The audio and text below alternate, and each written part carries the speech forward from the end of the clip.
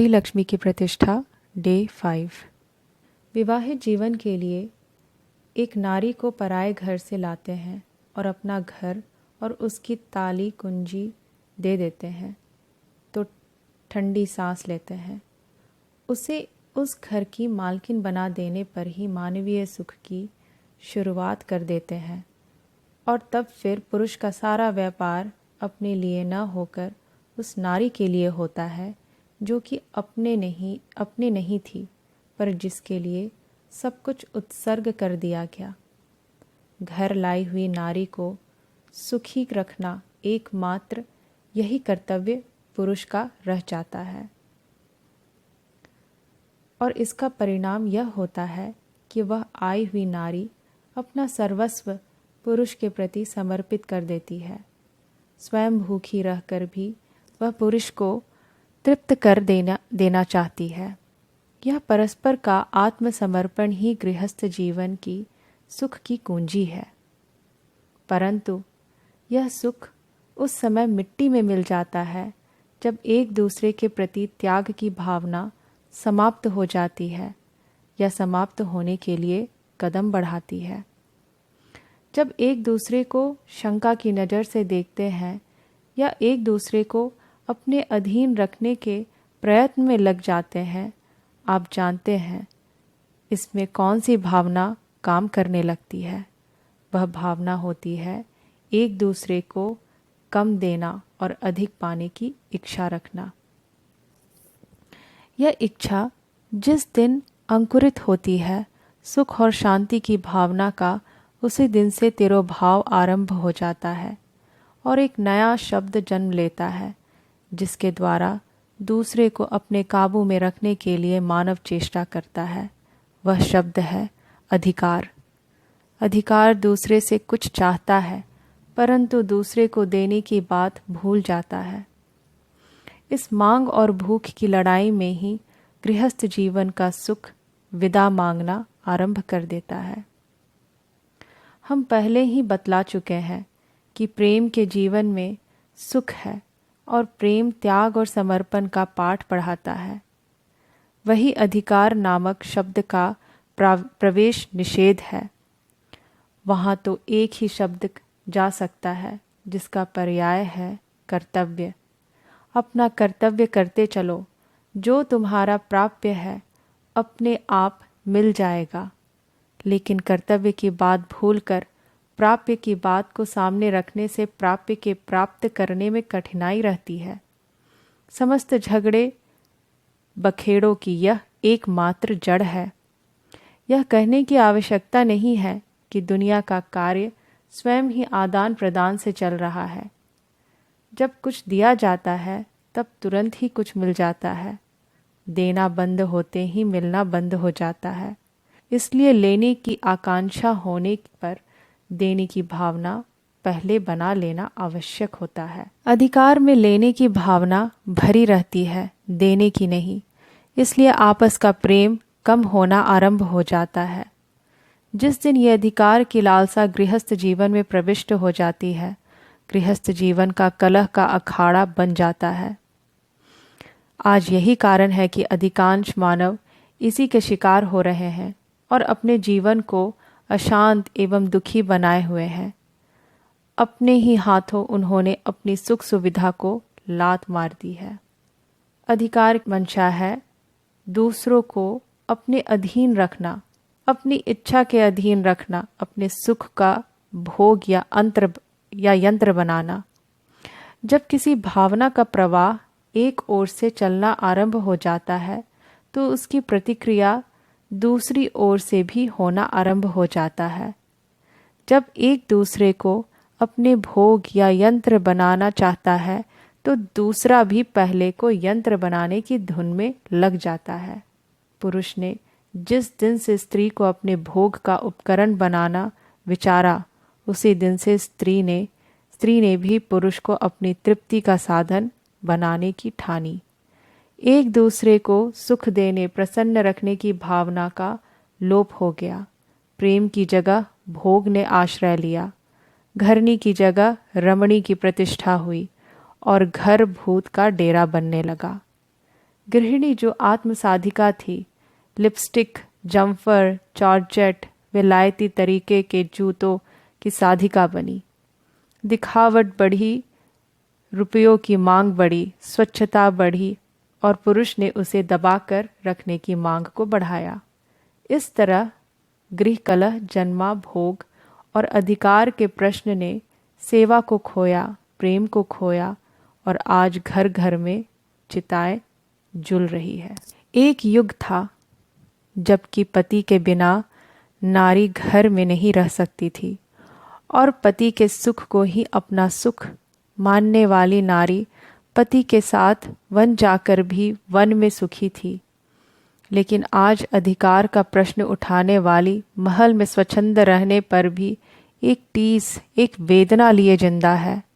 भूमि शयन, बल्कल वसन, असन कंद फलमूल, ते की सदा सब दिन मिलही, समय समय अनुकूल। भावना बदलते ही जिंदगी बदल गई। जिंदगी की तृप्ति और शांति दोनों विदा ले गए। मानव जीवन का जो श्रेयस्कर मार्ग था उसे छोड़कर भ्रष्ट पथ होने का पुरस्कार हजारों नर नारी रात दिन भोग रहे हैं। इसलिए यह आवश्यक है कि उन्हें फिर से आर्य पथ पर चलने की तैयारी करनी चाहिए। अधिक मांगने से नहीं, देने से मिलता है। कर्तव्य कर्म करने से स्वयं उसका बदला मिल जाता है। भारतीय दर्शन में कर्तव्य का नाम ही धर्म है। पुरुष धर्म और नारी धर्म दोनों का आदि स्रोत समर्पण है। दोनों की भावनाओं में, दिल में, दिमाग में समर्पण की, उत्सर्ग की भावना के बीजों को आरोपित करने से फिर से शांति, तृप्ति और सुख का समावेश हो जाएगा। विवाहित जीवन का जो उद्देश्य है वह सफल होगा। नेक परिवारों में स्त्री पुरुषों के मध्य जैसे मधुर संबंध नहीं देखे जाते जैसे कि होने चाहिए। अनेक घरों में आए दिन संघर्ष, मनोमालिन्य और अविश्वास के चिन्ह परिलक्षित होते रहते हैं। कारण यह है कि पति पत्नी में से एक या दोनों ही केवल अपनी अपनी इच्छा, आवश्यकता और रुचि को प्रधानता देते हैं। दूसरे पक्ष की भावना और परिस्थितियों को न समझना ही प्रायः कलह का कारण होता है। जब एक पक्ष दूसरे पक्ष की इच्छानुसार आचरण नहीं करता है तो उसे यह बात अपना अपमान, उपेक्षा या तिरस्कार प्रतीत होती है, जिससे चिढ़कर वह दूसरे पक्ष पर कटु वाक्यों का प्रहार या दुर्भावनाओं का आरोपण करता है। उत्तर प्रत्युत्तर, आक्रमण प्रत्याक्रमण, आक्षेप प्रत्याक्षेप का सिलसिला चल पड़ता है तो उससे कलह बढ़ता ही जाता है। दोनों में से कोई अपनी गलती नहीं मानता, वरन दूसरे को अधिक दोषी सिद्ध करने के लिए अपनी जिद को आगे बढ़ाते रहते हैं। इस रीति से कभी भी झगड़े का अंत नहीं हो सकता। अग्नि में ईंधन डालते जाने से तो और भी अधिक प्रज्वलित होती है। जो पति पत्नी अपने संबंधों को मधुर रखना चाहते हैं उन्हें चाहिए कि दूसरे पक्ष की योग्यता, मनोभूमि, भावना, इच्छा, संस्कार, परिस्थिति एवं आवश्यकता को समझने का प्रयत्न करें और उस स्थिति के मनुष्य के लिए जो उपयुक्त हो सके ऐसा उदार व्यवहार करने की चेष्टा करे तो झगड़े के अनेक अवसर उत्पन्न होने से पहले ही दूर हो जाएंगे। हमें भली प्रकार समझ लेना चाहिए कि सब मनुष्य एक समान नहीं है, सबकी रुचि एक समान नहीं है, सबकी बुद्धि, भावना और इच्छा एक जैसी नहीं होती। भिन्न वातावरण, भिन्न परिस्थिति और भिन्न कारणों से लोगों की मनोभूमि में भिन्नता हो जाती है। यह भिन्नता पूर्णतया मिटकर दूसरे पक्ष के बिल्कुल समान हो जावे, यह हो ही नहीं सकता।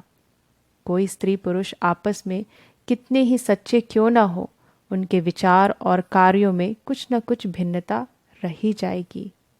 अनुदार स्वभाव के स्त्री पुरुष कट्टर एवं संकीर्ण मनोवृत्ति के होने के कारण यह चाहते हैं कि हमारा साथी हमारी किसी बात में तनिक भी मतभेद न रखे। पति अपनी पत्नी को पतिव्रत का पाठ पढ़ाता है और उपदेश करता है कि तुम्हें पूर्ण पतिव्रता, इतनी उग्र पतिव्रता होना चाहिए कि पति की किसी भी भली बुरी विचारधारा, आदत, कार्यप्रणाली में हस्तक्षेप न करे। इसके विपरीत स्त्री अपने पति से आशा करती है कि पति के लिए भी उचित है कि स्त्री को अपना जीवन संगी, आधा अंग समझकर उसके सहयोग एवं अधिकार की उपेक्षा न करे। ये भावनाएं जब संकीर्णता और अनुदारता से सम्मिश्रित होती है तो एक पक्ष सोचता है कि मेरे अधिकार को दूसरा पक्ष पूर्ण नहीं करता। बस यही से झगड़े की जड़ आरंभ हो जाती है। इस झगड़े का एकमात्र हल यह है कि स्त्री पुरुष को और पुरुष स्त्री को अपने मन की अधिकाधिक उदार भावना से बरते। जैसे किसी व्यक्ति का एक हाथ या एक पैर कुछ कमजोर है, रोगी या दोषपूर्ण हो, तो वह उसे न तो काट कर फेंक देता है, न कूट डालता है और न उससे घृणा, असंतोष, विद्वेष आदि करता है, अपितु उस विकृत अंग को अपेक्षाकृत अधिक सुविधा देने और उसके सुधारने के लिए स्वस्थ भाग को भी थोड़ी उपेक्षा कर देता है। यही नीति अपने कमजोर साथी के प्रति बरती जाए तो झगड़े का एक भारी कारण दूर हो जाता है। झगड़ा करने से पहले आपसी विचार विनिमय के सब प्रयोगों को अनेक बार कर लेना चाहिए। कोई वज्र मूर्ख और घोर दुष्ट प्रकृति के मनुष्य तो ऐसे हो सकते हैं जो दंड के अतिरिक्त और किसी वस्तु से नहीं समझते, पर अधिकांश मनुष्य ऐसे होते हैं जो प्रेम भावना के साथ एकांत स्थान में सब ऊंच नीच समझाने से बहुत कुछ समझ और सुधर जाते हैं। जो थोड़ा बहुत मतभेद रह जाए उसकी उपेक्षा करके उन बातों को ही विचार क्षेत्र में आने देना चाहिए जिनमें मतैक्य है। संसार में रहने का यही तरीका है कि एक दूसरे के सामने थोड़ा थोड़ा झुक जाए और समझौते की नीति से काम लिया जाए। महात्मा गांधी उच्च कोटि के आदर्शवादी और संत थे, पर उनके ऐसे भी अनेकों सच्चे मित्र थे जो उनके विचार और कार्यों से मतभेद ही नहीं विरोध भी रखते थे। यह मतभेद उनकी मित्रता में बाधक न होते थे। ऐसे ही उदार समझौतावादी नीति के आधार पर आपसी सहयोग संबंधों को कायम रखा जा सकता है।